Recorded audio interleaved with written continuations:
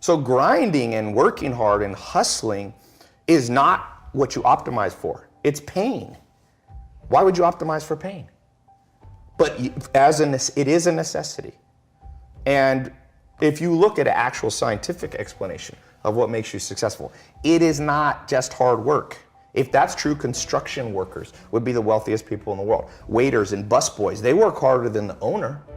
The most scientific psychometric personality test is called Hexaco.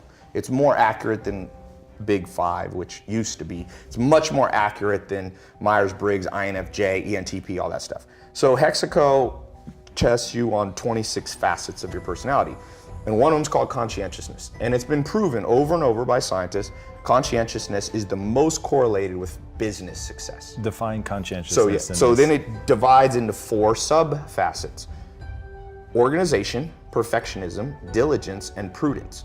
So the real truth is hard work is 25% of the formula, because diligence is known in the common language as hard work, okay?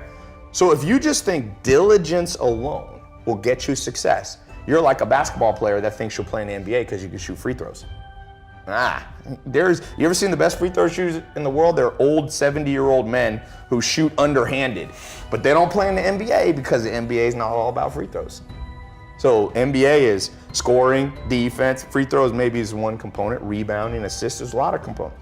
So the other 3 you have to get good at. So the first one is perfectionism. People, you have to know how to double check your work.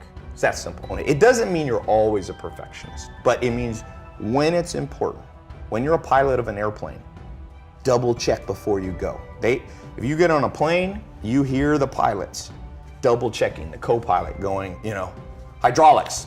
And the guy goes, hydraulics. And that's why planes don't crash. And it's called 6 Sigma. It's 3 defects per million. Your goal in business and in life on the important things is to make 3 mistakes per million transactions. And the only way you do that is by being a perfectionist in terms of double checking. So that's 25%. The next one is organization.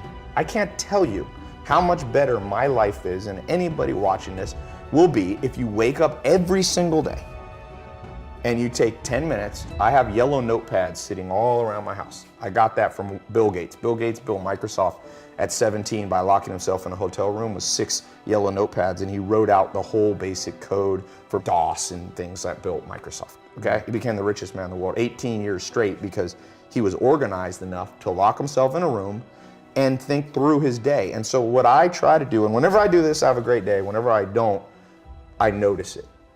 Be organized a little bit, 10 minutes. I actually have this little couch thing outside of my shower, and I put a notepad by it. I take a shower when I wake up. I walk over to that, I kind of sit there, and I just write out, it can be as little as 3 main projects you want to get done that day. So organization is the other 25%. So now, and then you have diligence, which is hard work, hustle, and perseverance. But the last one is the kicker. And this is what I was talking about, the rewiring that has to happen. The last one is something called prudence. Scientists call this prudence. Prudence is the ability to make the right decision. And I can't tell you how many entrepreneurs and non-entrepreneurs, even me at times too, I'm not special, I'm lumping all of us in this.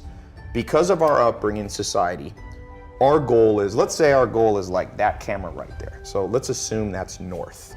So I have this compass in my brain, and my goal is to go right there. Let's say it's a mile away, so north. What happens if society, my upbringing in school, wired my compass exactly backwards? So I think, let's say I can't see that camera, but I know I want to go north. So I pull out my compass, and it points that way. So I just take off walking. And I do it in an organized fashion. I do it in a perfectionist manner. I'm perfecting my steps and my posture. I'm also working on, hard work and hustle. Keep walking towards your goal. Well, the truth is, if you go south when you should go north, you could have gone 1 mile, but the earth is about 24,000 miles in circumference. So you get to walk 24,000 miles, and you'll come up on the backside, and you will get your goal. That's most entrepreneurs. The average person takes 20 years to become a millionaire. 90% of businesses fail within the first 5 years, 80 to 90, depending on what statistic. Most people, I did the math once, the average American has $60,000 saved by the time they're about 60 years old. So my answer, I did the math. You can do this with a simple financial calculator.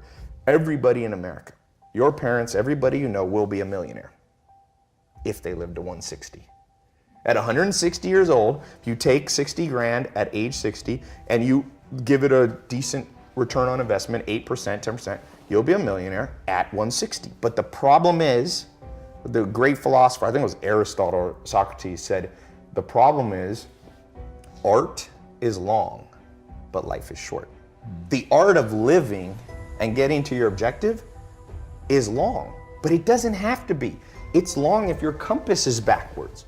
So the whole point of what I was saying about adventure at the beginning is I'm trying to take myself and point it to the true north. And you have to learn that from books and mentors and life experience and listening and finding in-person mentors and all those things. They help adjust your compass. And most people are gonna get what they want just about 40 years longer. And I live in Beverly Hills, trust me. You go downtown Beverly Hills, there's other people, like I like to collect cars. It's not so much, I've always liked cars. It's not a materialistic show-off thing like a lot of people think. My grandma said I love cars when I was 1. I used to try to turn the car on in the garage. You go to downtown Beverly Hills, full of Ferraris, the most Ferraris per capita in anywhere in the world. Every one of the guys is 80 or 90. Why do you want a Ferrari at 80 or 90? You want a walker? We gotta walk you into your and then you're gonna get in a Ferrari. You know how dumb you look? To me, at 90, you wanna be playing with your grandkids. And I've wondered, like, why the heck is everybody 90 in this town, excluding people who inherit their money from their dad? And I realize we're set up for failure because we think we're going north, but we're going south. That's why 50% of people who get married divorce, 80% of businesses fail. That's why 30% of Americans are on some form of antidepressant medication. That's why 60-70% of people are overweight. I mean, in a way, we're kind of fucked, but.